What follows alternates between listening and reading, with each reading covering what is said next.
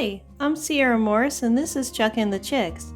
In this video, I'll be talking about chicken care at different life stages. You will notice once you've adopted your very first chickens that their needs will change as they progress through their different life stages. Many flocks will begin by bringing home your first chicks.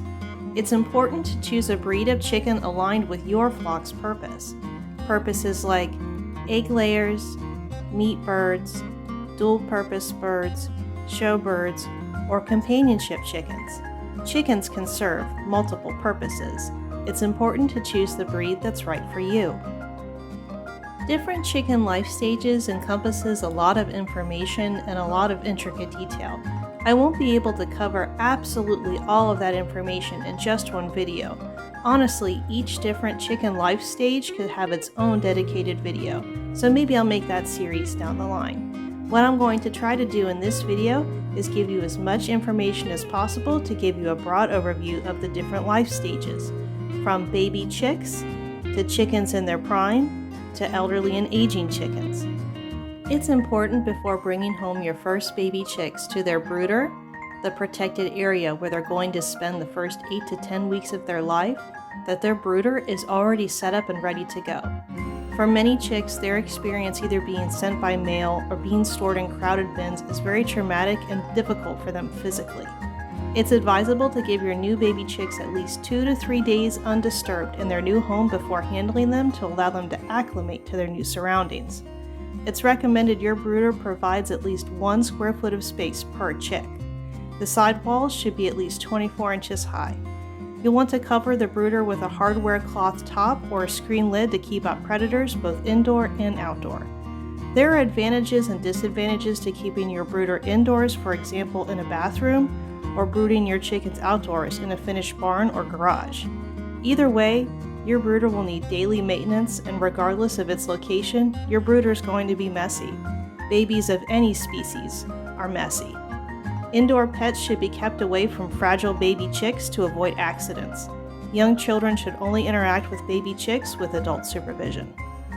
You'll want to provide your new baby chicks with the largest brooder space you feasibly can because it is going to amaze you how quickly your baby chicks grow.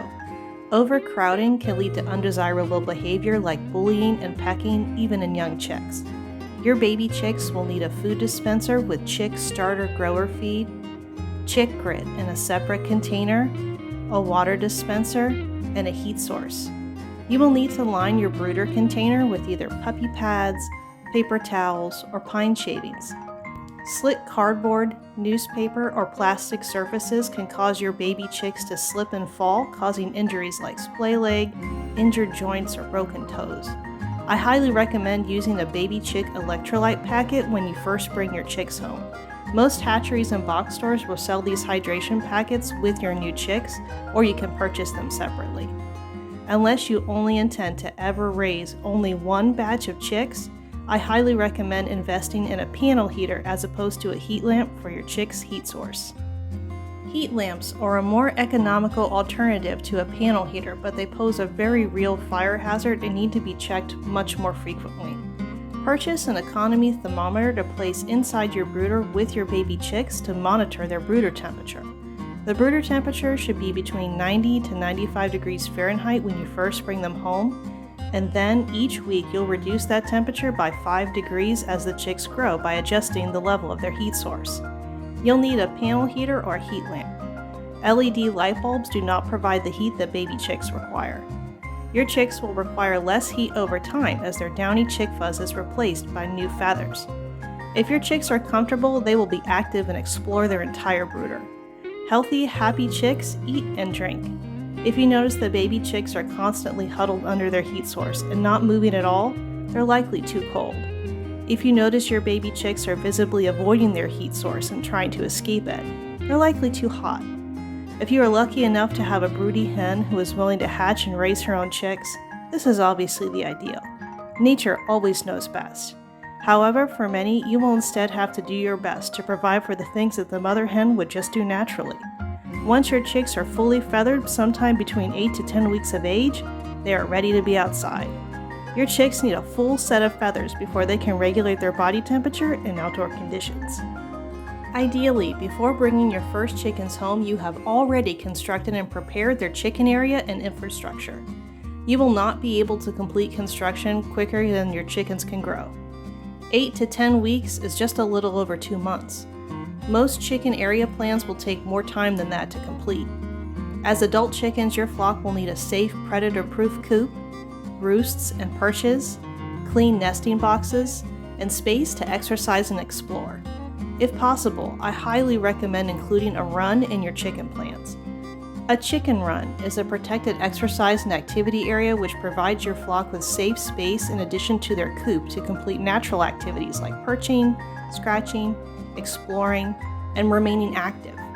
If you have the option of free-ranging your chickens, allowing them access to pasture, a run can still be useful during extreme weather or during days when free-ranging might be unsafe for your chickens.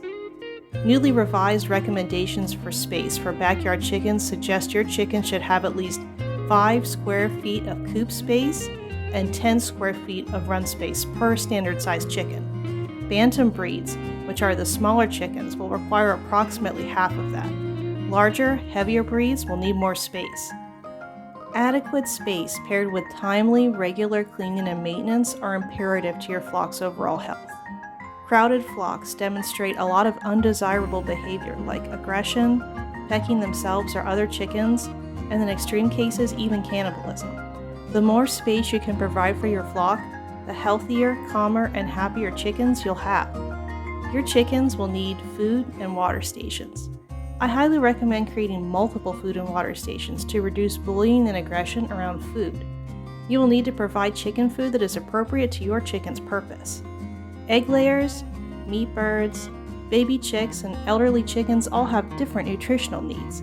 Feed a chicken food that is appropriate for your chicken's life stage and purpose. Limit treats to 3 times per week to avoid creating a nutritional imbalance. Chicken food, like corn or scratch grains, are chicken treats and not complete poultry nutrition. These kinds of chicken food should be provided as treats and not as a substitute for complete layer food.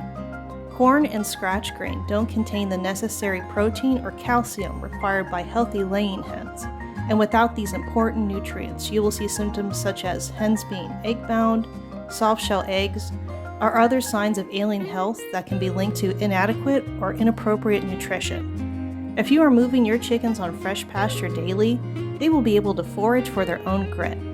If your flock, however, will be living partially or in full-time confinement, you will need to provide poultry grit in a free choice container separate from their food.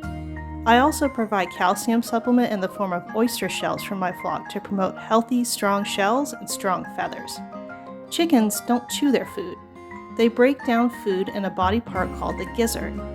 Grit combines with the food in their crop, which is part of their throat, and then in their gizzard, which is part of their digestive system, to help them break down food and digest it properly. Grit also helps their crop from becoming impacted from ingesting too many fibrous materials. And just to elaborate additionally on why corn and scratch grain are not complete poultry nutrition, so for example, scratch grain typically only has about 12% protein. Layer complete poultry food typically has between 16 to 18% protein, and corn, of course, doesn't have protein or calcium in it. Scratch grains and corn, they're grains, which again make wonderful treats for your flock, but they don't contain 2 of those incredibly important nutritional components, which are the calcium and the protein. That's why you need that complete poultry layer nutrition to make sure your chickens have everything they need to thrive and to make healthy eggs. You will need to decide on a maintenance schedule and litter method, whether that's deep bedding method or spot clean and scoop method. In either method, your litter will need to be changed in entirety annually to prevent harmful pests and bacteria from lingering in your chicken litter from season to season. Removing droppings in a timely manner is part of responsible backyard chicken care. It's important to have a long-term flock plan. Bantam chickens typically live from 4 to 8 years old. Standard-sized chickens can live between 5 to 10 years. Some breeds can live even longer. Elderly chickens will require additional considerations. Your chickens will likely experience their physical prime somewhere between 2 to 4 years of age. As they age, your chicken's productivity will naturally decline. Your hens will still lay eggs for many years beyond their prime, just not as reliably. After 2 years of age, chickens are typically considered stew chickens if you intend to process them for meat, as the meat changes as the animal ages. If you intend to support your flock into old age and to allow them to pass naturally, they will appreciate the following accommodations. Multiple food and water stations make it possible for older, less dominant flock members to eat and drink without being harassed. You may consider switching to a maintenance style or all-flock feed as your flock ages.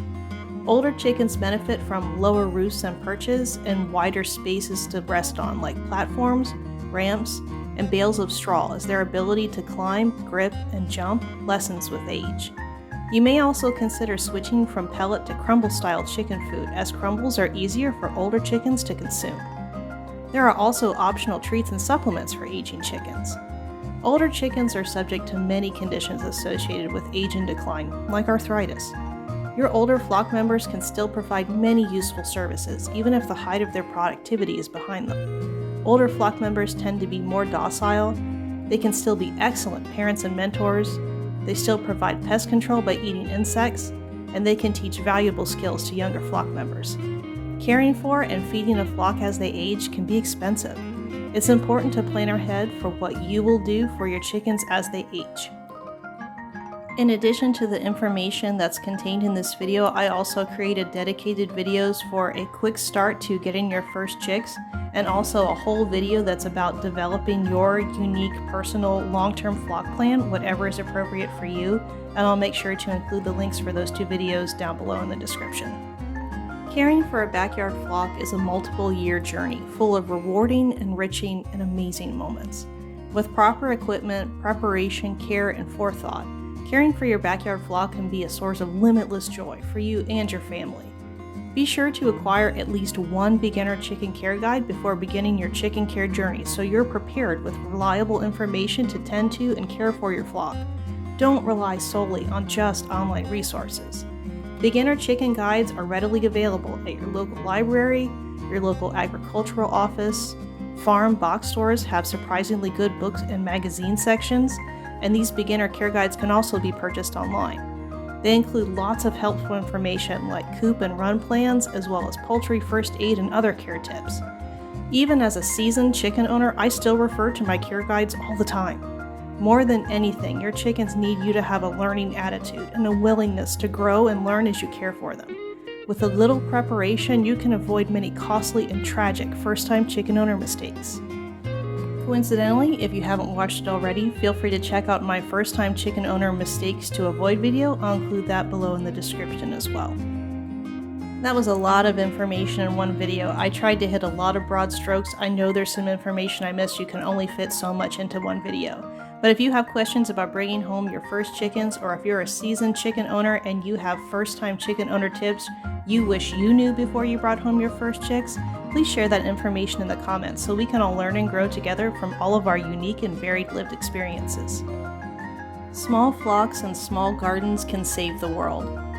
Every plant and every chicken grown in the presence of a family with love sends those ripples of love out into the world and makes it a better place for all of us.